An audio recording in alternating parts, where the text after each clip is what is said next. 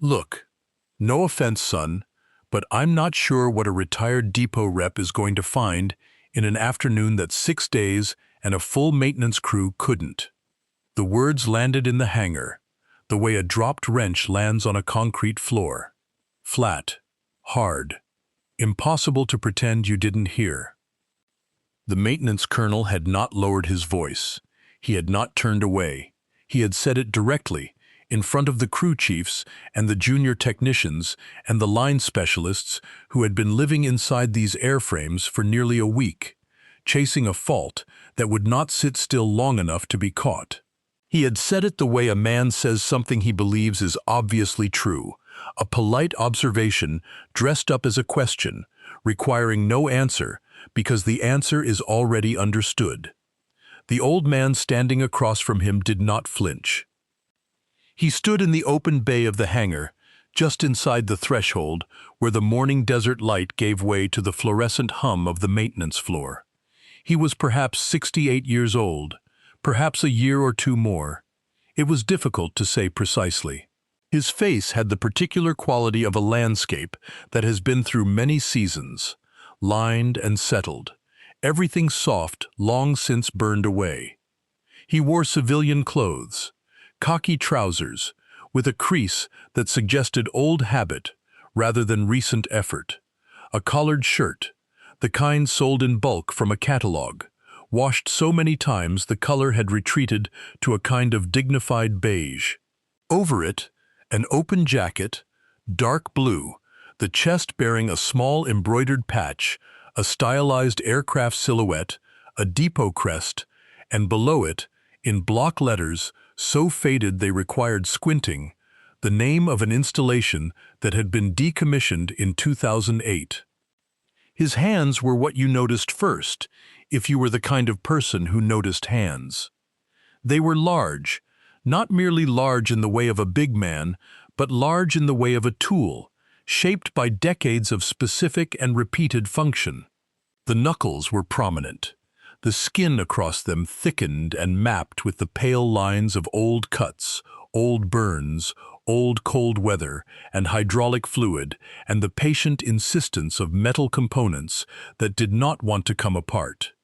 They were the hands of a man who had, at some point in his life, removed and reinstalled more aircraft components than most people had eaten meals. They hung at his sides now, perfectly still, holding nothing. He wore bifocals on a chain around his neck. He did not put them on immediately. He simply looked at the colonel.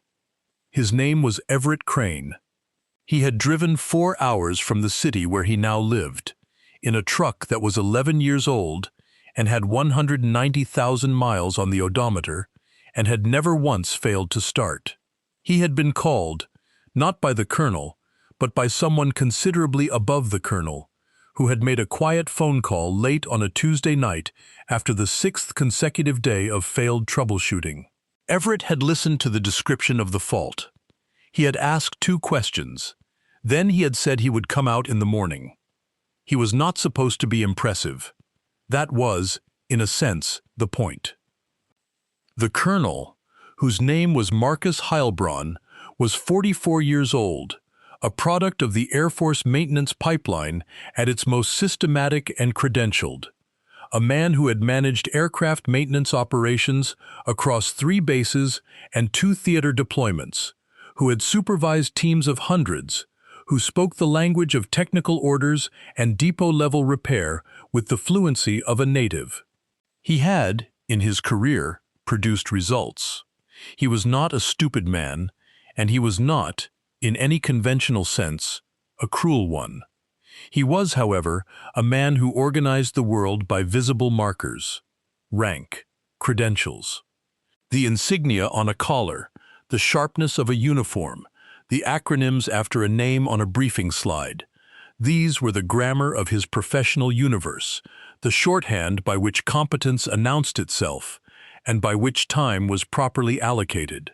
When competence did not announce itself in the correct grammar, when it arrived instead in khaki trousers and a jacket from a closed depot and bifocals on a chain, the colonel's internal ledger made a notation and assigned a number. The number was not high. At the back of the hangar, half in shadow near the secondary workbench, a man stood and said nothing. His name was Chief Master Sergeant Dale Oxner.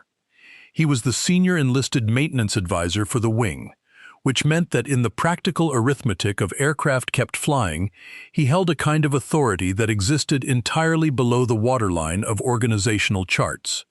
He had been at this installation for 3 years. Before that, he had been at 2 others, and before those, a depot, and before the depot, a sequence of forward operating locations that did not appear in the public record of his service. He was 51 years old and wore his uniform the way a man wears skin. He had been awake since 4 in the morning, reviewing the same hydraulic system documentation that the troubleshooting team had been reviewing for 6 days. When Everett Crane walked into the hangar, Dale Oxner did not move. He watched. He watched the way the old man stopped just inside the threshold and looked, not at any particular aircraft, not at any particular component, but at the whole of it, the row of aircraft visible through the open bay doors, the flight line beyond, the geometry of a maintenance operation expressed in steel and hydraulics, and the organized clutter of a crew working under pressure. Oxner had seen that look before, not often, but enough times that he recognized it. He stayed where he was and watched. The A-10 Thunderbolt II, designated the A-10C in its most current iteration, is not a glamorous aircraft by the standards that typically generate glamour. It is not sleek. It does not inspire the kind of breathless admiration that attaches itself to faster, leaner platforms. It is instead a thing of specific and earnest purpose, wide-winged and deliberate, built around a cannon of such size and disposition that the rest of the aircraft can sometimes seem, to the uninitiated, like an afterthought arranged around the gun. Pilots who fly it develop an attachment that resembles, in its intensity, something closer to loyalty than preference. Maintenance crews who work on it develop a different kind of relationship, one built on repetition and familiarity, on knowing every access panel and every routing and every torque spec not from a chart but from memory. The fault that had grounded 7 of the wing's A-10s presented in the same way each time. During ground runs or during flight, the left hydraulic system would show a transient pressure drop, brief, sometimes less than 2 seconds, then recover. No hydraulic fluid loss, no identifiable component failure. The avionics recorded the event. The crew chiefs pulled panels and inspected lines and checked fittings and swapped components. The fault disappeared for a day, sometimes 2, then returned. On the 6th day, the 7th aircraft had registered the same fault during a pre-mission check, and the wing commander had made the decision to stand the fleet down until the root cause was identified and corrected. That was the situation into which Everett Crane had stepped.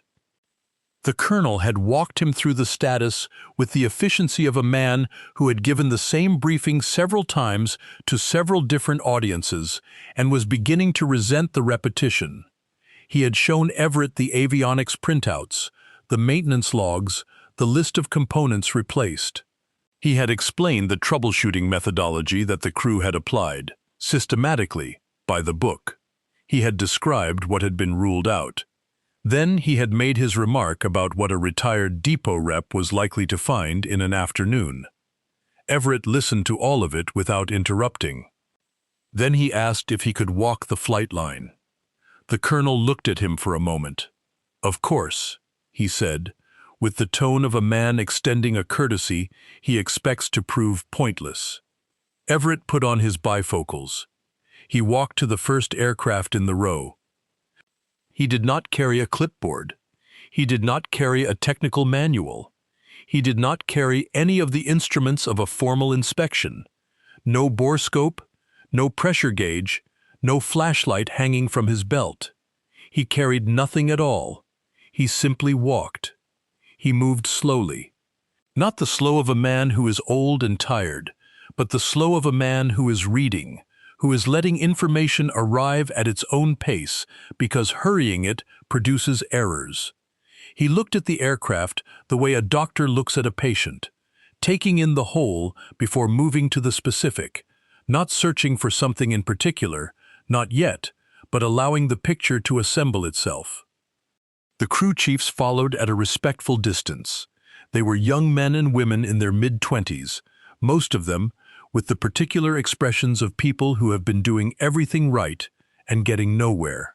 There was Staff Sergeant Kowalski, 26, who had been on the fleet for 2 years and who had personally pulled and inspected the hydraulic components on 3 of the affected aircraft.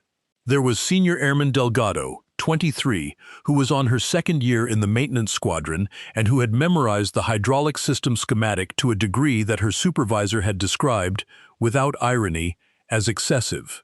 There was Technical Sergeant Ramos, 31, the senior crew chief on the line, who had spent the last 3 nights reviewing maintenance records going back 14 months looking for a pattern.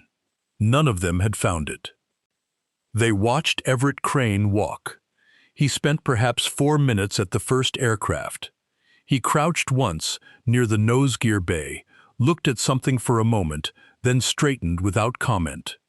At the second aircraft, he stopped near the left main gear bay and put his hand flat against the outside of the fuselage, not pressing, just resting, a gesture that was so specific and so apparently purposeful that Senior Airman Delgado found herself leaning forward involuntarily, trying to understand what information could possibly be obtained by placing a hand flat against an aluminum skin.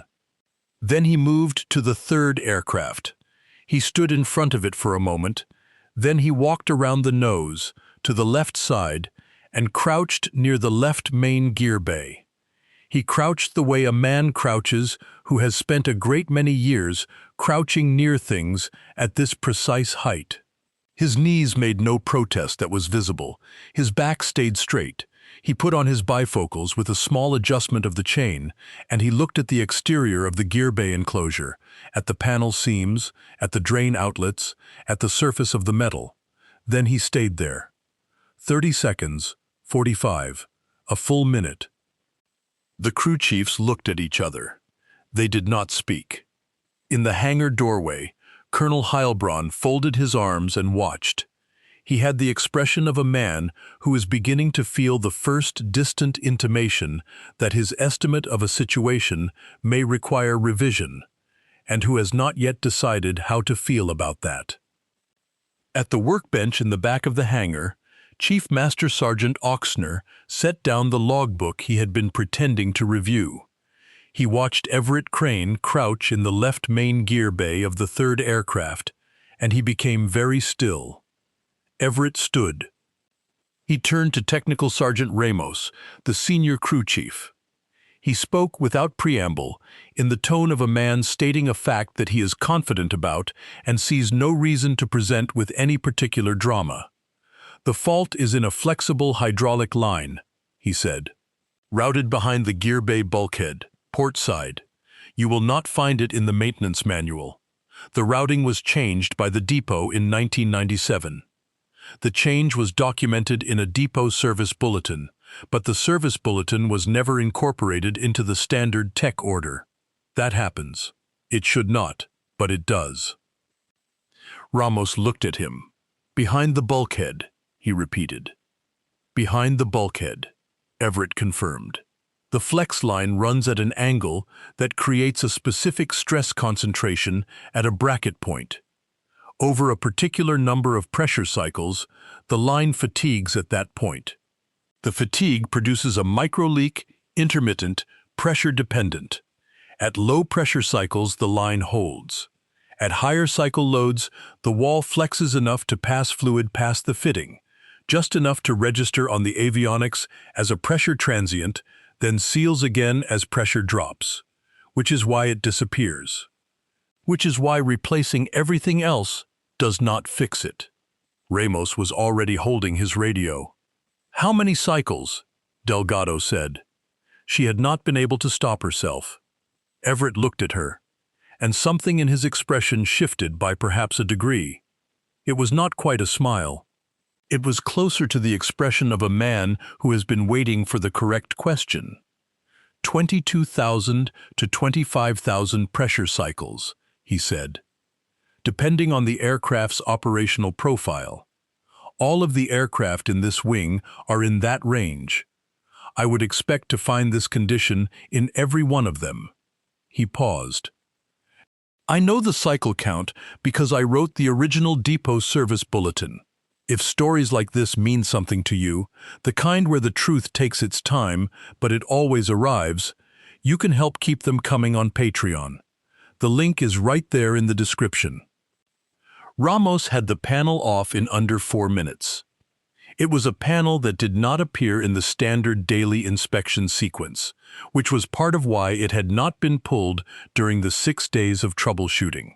It was tucked behind the main gear bay bulkhead, accessible through an access opening that was, in the standard tech order, associated with an entirely different system.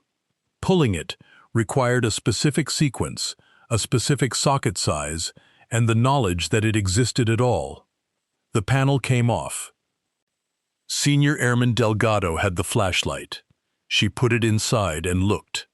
The flex line was there, exactly where Everett Crane had said it would be, routed at the angle he had described, bearing at the bracket point the precise fatigue markings he had said they would find.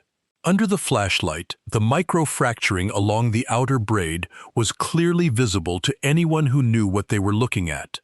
The line had not failed, not yet. But it was within the probability window of imminent failure, the kind of failure that does not announce itself with a warning, that does not give the pilot the luxury of a decision. Delgado was quiet for a moment. Then she said, very quietly, Sergeant Ramos. Ramos looked. Then he was on the radio. Within 20 minutes, panels were coming off gear bays up and down the flight line. Every crew chief who was not occupied with something immediately critical was redirected to the port-side gear bay access of each aircraft in the wing. The process was, in military maintenance terms, efficient. The crews knew their aircraft. They had been working them for days. They pulled the panels with the focused urgency of people who have just been handed an answer to a problem they have been unable to solve and who are experiencing the specific and not entirely comfortable combination of relief and professional humility that such moments produce. The line was in every aircraft. Every aircraft showed the same fatigue pattern, in the same location, at the same bracket point, in the precise range that Everett Crane had described.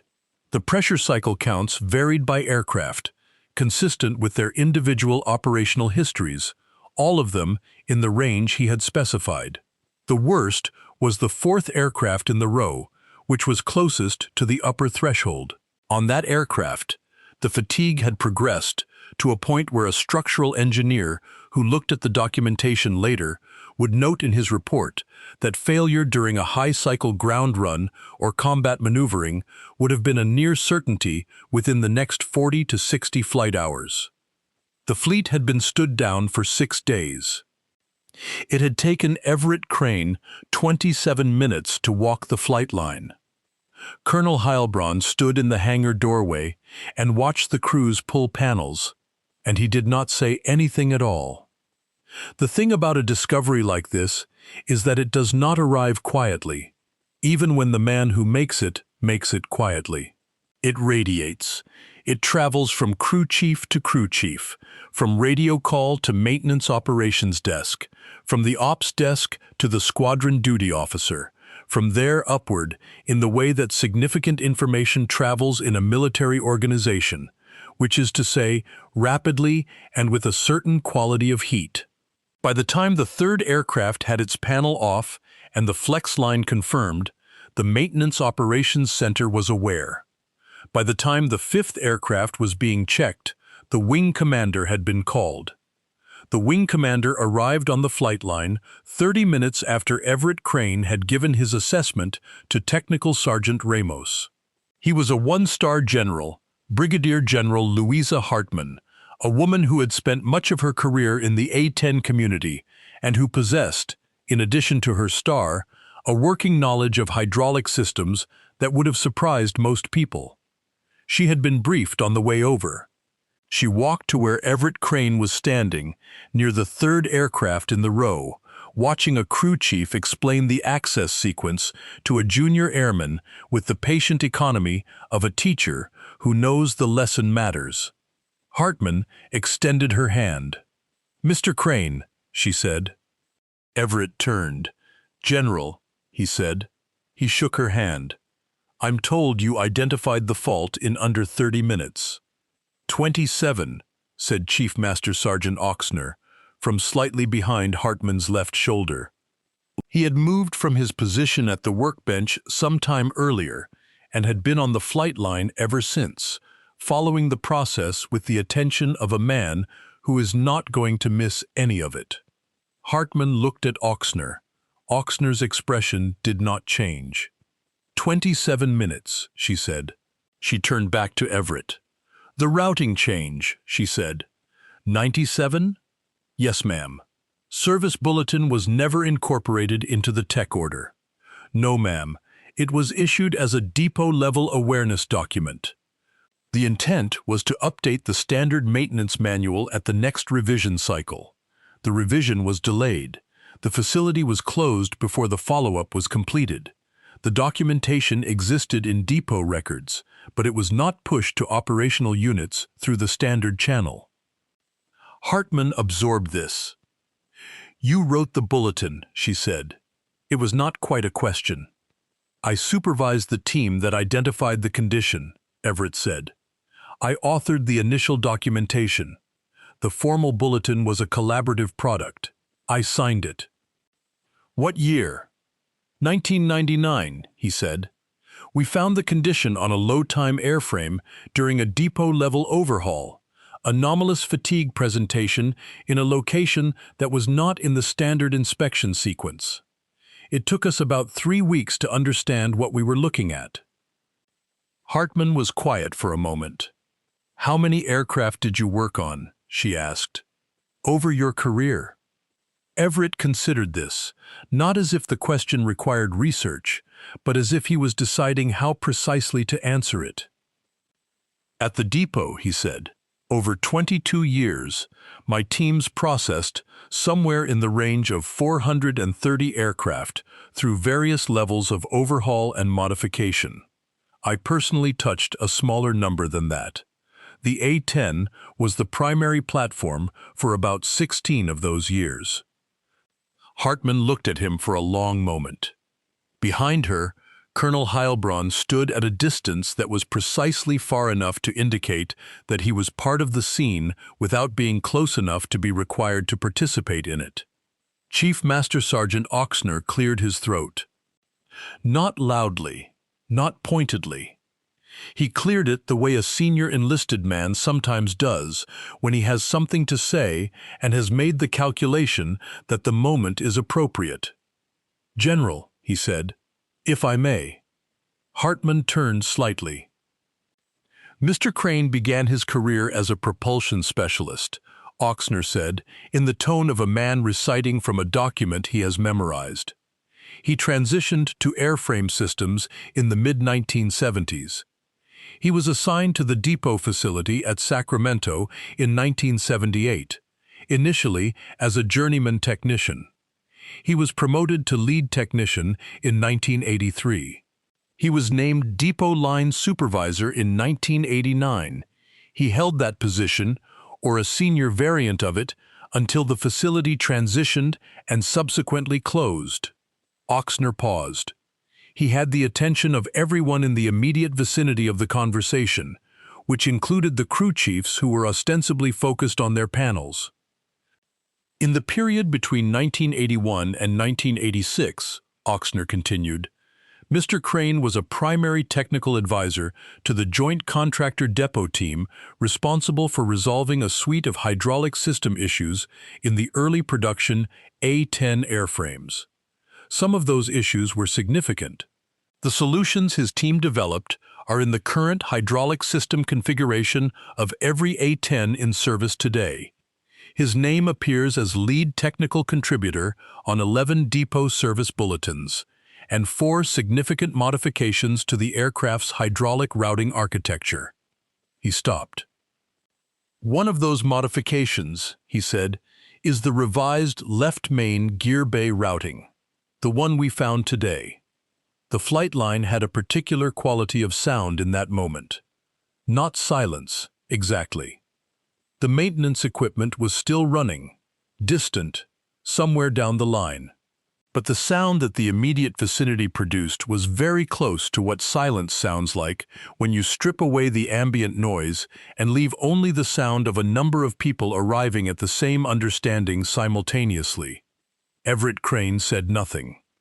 He was watching one of the junior airmen, a young woman with the careful movements of someone still learning the geography of the aircraft, who was now inserting a flashlight into the port-side gear bay access opening of the 5th aircraft in the row. She had the access sequence right. Her hands were steady.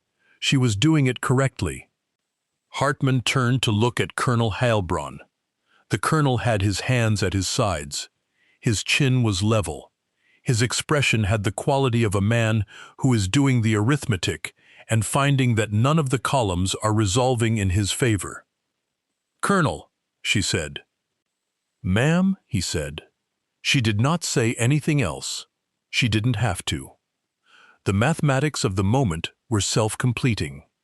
Hartman was a woman who understood that the purpose of a moment like this was not to extend it, not to administer it, but to let it do what it was going to do, which it was already doing. She turned back to Everett. "Can you stay this afternoon?" she asked. "Yes, ma'am," he said. "I'd like you to walk the line with the crew chiefs, personally, not to supervise, not to inspect. Just to explain what you're seeing and why, what you're looking for, and how you found it." Everett looked at her for a moment. "I was planning on doing that," he said. Something in Hartman's expression altered by a degree. "Of course you were," she said. She shook his hand again and walked back toward the hangar. The afternoon that followed would be discussed on that flight line for a long time afterward. Not loudly, not in the way that dramatic events are sometimes discussed, with embellishment and recounting and the gradual inflation that attaches itself to a good story. It would be discussed in the way that instructive things are discussed, quietly, specifically, among people who are trying to learn. Everett Crane spent 4 hours on the flight line. He moved from aircraft to aircraft in the same unhurried way that he had moved at the beginning of the morning, the same deliberate pace, the same quality of attention. But now he talked as he moved, not lectured, talked. There is a difference, and the crew chiefs felt it. He talked about the hydraulic architecture of the A-10, the way a person talks about a house they lived in for many years, with knowledge that was not abstract but spatial, not theoretical but procedural, built from the particular knowledge that comes from having had your hands inside it, in every season and every condition. He talked about the way the system behaved under certain temperature ranges, the way the flex lines responded differently to cold soak versus hot soak cycles, the specific sounds and pressure signatures that preceded certain categories of failure. He talked about the 1997 routing change, its origin, the specific failure mode it had been designed to address, the secondary stress concentration it had inadvertently introduced at the bracket point, the reason the fatigue cycle threshold was what it was. He talked about the depot, about what depot-level maintenance was, and what it knew that operational maintenance did not always know, not because operational maintainers were less skilled, but because the information flow between the two levels had always been imperfect. A system of documentation and bulletins and tech order revision cycles that was theoretically complete, but practically full of gaps, gaps that sat there quietly, until something happened on a flight line and someone called an old man from 4 hours away. He talked about the gaps, not bitterly, not with the tone of someone delivering an indictment, with the matter-of-fact specificity of someone who had spent decades working inside a system and knew its geometry in the way that only sustained proximity produces. The youngest mechanic on the line was an airman first class named Torres, who was 21 years old and had been in the maintenance squadron for 7 months. Torres had spent the morning pulling access panels with the rest of the crew, which was his job, and doing it correctly, which was also his job, and had not spoken beyond what was required, which was appropriate for an airman of 7 months. But Torres had the quality that is the single most reliable indicator of a good maintenance technician, which is not mechanical aptitude, though that matters, and not attention to detail, though that also matters, but rather a specific and somewhat voracious form of curiosity, a need to understand not just how to do a thing, but why the thing works the way it works, why the system is designed the way it is, what the failure mode is, and why the failure mode is the failure mode, and not something else. Everett recognized this quality approximately 4 minutes into the afternoon. He began directing his explanations, not exclusively, but with a particular frequency and a particular level of depth, toward Torres. Torres asked questions, good ones, the kind of questions that arise from genuine curiosity rather than from a desire to demonstrate knowledge, questions that are compact and specific and go to the mechanism, the why of the thing. Everett answered each one fully, without condescension, without the implication that any question was too basic, without the particular quality of impatience that sometimes afflicts expert practitioners when asked to explain foundations. The crew chiefs noticed. They also noticed that the explanations Everett was giving Torres were, in a number of cases, things they themselves had not understood, not at the level he was explaining them. They found themselves listening to the answers to Torres's questions with the slightly complicated feeling of people who have just realized that they could have asked those questions themselves and chose not to. At 4:15 in the afternoon, with the last aircraft confirmed and the replacement FlexLine order placed on an expedited track through the supply system, Everett Crane stood near the hangar entrance and spoke to Technical Sergeant Ramos. "The replacement lines will come in standard configuration," he said. "The installation is straightforward once you have the access procedure. Your people have it now, but the torque sequence at the bracket fitting is particular. Do it in the sequence I showed Delgado, not the sequence in the tech order. The tech order has it in a different order for a different reason, for a different routing. Your routing needs the bracket fitting last, not first, to ensure the line seats correctly at the anti-rotation lug." Ramos wrote this down. He had been writing things down all afternoon. "I'll put together a written summary tonight," Everett said. "Email it to you and to Chief Oxner. It'll cover the access sequence, the inspection criteria, the torque sequence, and the visual inspection points for the pre-replacement condition. You can use it as a unit-level supplement until the tech order is formally amended." Ramos looked at him. "You don't have to do that," he said. "I know," Everett said. He picked up the worn canvas bag he had set near the hangar wall that morning and settled it over his shoulder. He looked down the flight line, at the row of aircraft that were now, for the first time in 6 days, being readied for the possibility of resuming operations. The panels were back on. The crews were finishing their documentation. The sound of the maintenance equipment had changed subtly, from the sound of people searching to the sound of people completing. He put his bifocals in his jacket pocket. "Anything else I can help you with today?" he asked Ramos. Ramos shook his head. Then, after a moment, he extended his hand. Everett shook it. Colonel Heilbronn had been in the hangar for most of the afternoon. He had not gone forward to the flight line. He had attended to his administrative duties, or something that resembled them, at the desk in the Maintenance Operations Center. At 4:20, he came to stand in the hangar doorway.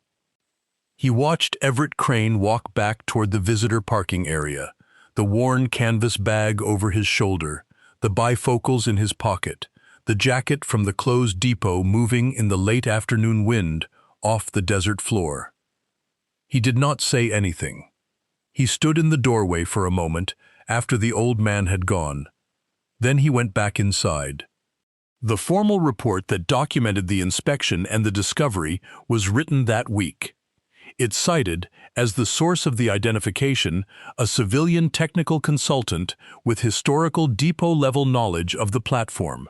The report recommended immediate fleet-wide inspection of all A-10 units operating aircraft in the relevant pressure cycle range. It recommended formal incorporation of the 1997 Depot Service Bulletin into the Standard Maintenance Technical Order. It recommended the development of a unit-level inspection checklist for the specific failure mode. All three recommendations were approved. The Tech Order amendment was not immediate. These things are never immediate. The system for amending technical documentation moves at the pace of a bureaucratic process that is thorough and careful and slow, for good reasons, and also for reasons that are less good. The amendment was completed and issued 11 months after the inspection. When it was released, it bore, in the standard attribution block, the reference number of the 1997 Depot Service Bulletin, the one that Everett Crane had signed. His name did not appear on the amendment. This is often how it works. The email he had sent to Technical Sergeant Ramos and Chief Master Sergeant Oxner arrived the following morning. It was 12 pages, single-spaced. It covered not only the specific procedure for the flex line replacement, but also the broader hydraulic system context, the historical development of the routing architecture, the precise criteria for identifying comparable fatigue presentations in related components, and a set of general principles for thinking about the relationship between depot-level documentation and operational maintenance visibility. Ramos printed it and put it in a binder. The binder went into the Maintenance Operations Center, on the shelf where the crew chiefs could reach it. Oxner, after reading the email, forwarded it upward with a single-line note. The note said, simply, "You should see this. The question of Colonel Heilbronn's subsequent career does not require dramatic narration. The Air Force is an organization that tracks, among other things, the professional judgment of its officers. It tracks the quality of decisions made under ambiguity. It tracks the moments when an officer's assessments were correct and the moments when they were not. These assessments do not produce immediate consequences. They accumulate. They are weighted. They are applied, in the fullness of time, in the way that organizations apply the calibrated information they have collected about the people who work within them. Colonel Heilbronn was not removed from command. He was not publicly rebuked. He was not assigned to a remedial course of instruction. What happened was quieter than that, and in some ways more permanent. He was assigned, at the next rotation of command billets, to a position that was lateral in grade but different in nature, a staff position in a large headquarters, a position that required the management of processes rather than the management of people and platforms. It was the kind of assignment that good officers sometimes receive and that other officers receive for different reasons. The ones who receive it for other reasons understand what it means. Heilbronn understood what it meant. He served out his remaining time quietly and professionally, because he was, in the end, a professional, and he retired with his rank and his record intact and the knowledge that he had. On one afternoon, in a maintenance hangar, said something he could not take back, about a man whose hands he had looked at and misread entirely. Torres made crew chief inside of 3 years, which was fast. Not unprecedented, but fast. He had, his supervisors noted in his performance reports, an unusual ability to think about systems at a level deeper than the immediate procedure, to ask the question behind the question, to understand failure modes in terms of their mechanisms rather than their symptoms. One evaluator wrote that Torres reminded him, in his quality of technical curiosity, of the best depot-level technicians he had encountered. Torres did not know that this was an unusual comparison to put in a performance report. He took it as the compliment it was meant to be. He still had the email, the 12-page one. He had transferred it, across 3 different assignments, to each new computer, because it was the best single document he had ever read about how to think about aircraft hydraulic systems and their relationship to the documentation that was supposed to describe them. He had never met Everett Crane again. He was not sure, now, that he would recognize him on the street. He thought he would. He thought he would recognize the hands. On that flight line, in the maintenance squadron, the story was told. It was told the way the best operational stories are told, not as entertainment, not as legend, not as a cautionary tale about any one individual, but as something more useful than that. It was told as a calibration, as a reminder, as the kind of story that experienced people tell new arrivals because the story contains information that is not in any technical order or any training syllabus or any leadership manual. Information about the nature of knowledge, about the variety of forms in which competence arrives, about the danger of organizing the world by visible markers. The new crew chiefs heard it. The young airmen heard it. The officers who rotated through the maintenance squadron heard it, because Ochsner told it to them, directly, in a conversation that was framed not as a story, but as a professional development discussion, which it was, because everything Ochsner did was framed as a professional development discussion when he wanted to make sure it was heard correctly. He told it this way. He told them that experience does not always wear the uniform you expect. He told them that the most useful knowledge about a complex system is often held by the person who worked on that system when it was first built, when the decisions were being made, when the understanding of why things were done a certain way was still fresh and had not yet been abstracted into documentation that was revised and re-revised until the reason behind the decision was no longer visible. He told them that when someone with genuine expertise in a platform walks up to that platform and looks at it, there is something that happens that is not fully explainable by procedure or training or checklist, something that is the product of accumulated familiarity, of time spent inside a specific mechanical world until the grammar of that world has become a second language. He told them that the correct response to someone like that is not skepticism.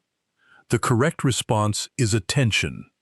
He told them that the colonel was not a bad man, and not a stupid one, and not ultimately an unsuccessful one. He was a man who had made an error in the category of assumptions.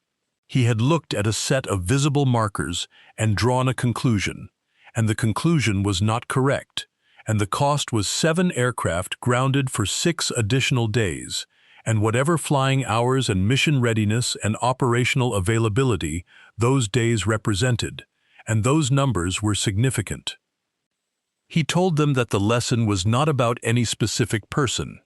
He told them that the lesson was about the relationship between the way expertise is packaged and the way expertise is held, that these two things are frequently different, that the assumption they must be the same is among the more reliable sources of professional error available to a person in any organization, in any field.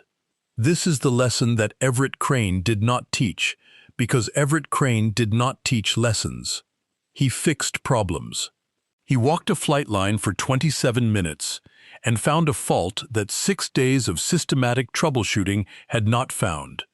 And he explained what he found to the people who needed to know it, and he sent a 12-page email, and he drove 4 hours home in a truck with 190,000 miles on the odometer.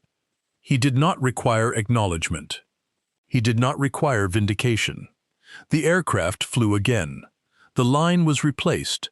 The documentation was updated.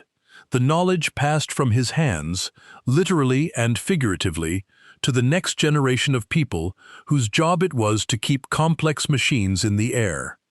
That was the work. That was always the work.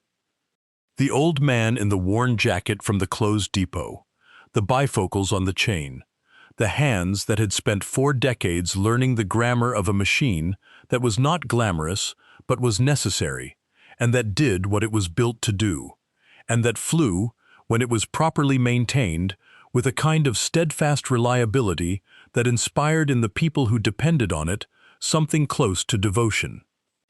The hands that had written the Bulletin, the hands that knew the count, 22,000 to 25,000 pressure cycles, not because they had looked it up, because they had written it down, because they had been there, in the depot, when the line first failed, when the mechanism was first understood, when the number was first calculated and committed to paper and signed.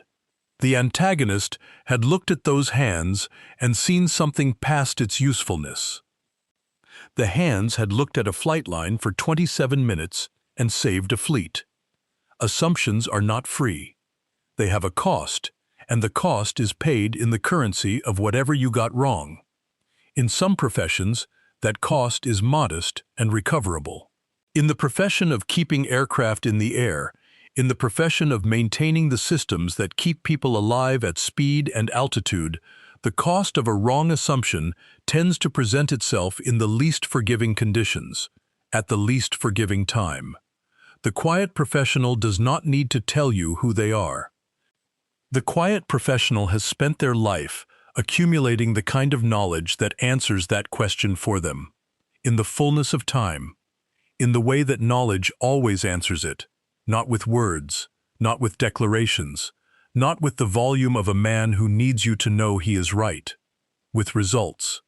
The results are the answer. The aircraft fly. For more stories where quiet competence humbles loud arrogance, where the most dangerous person in the room is the one who never needed to say so, subscribe to Old Bill's Tales. And if you'd like to help me keep telling them, you will find my Patreon linked in the description below. Thank you for standing with me.